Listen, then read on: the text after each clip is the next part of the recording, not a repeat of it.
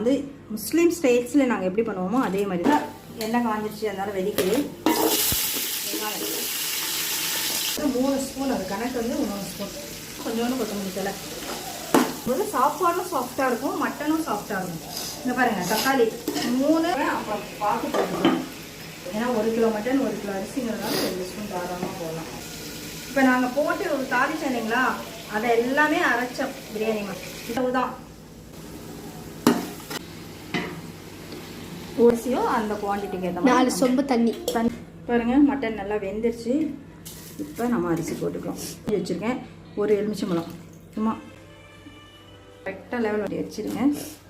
நல்லா டைம் வச்சுங்க, கரெக்டாக 10 மினிட்ஸ் 10 நிமிஷம்.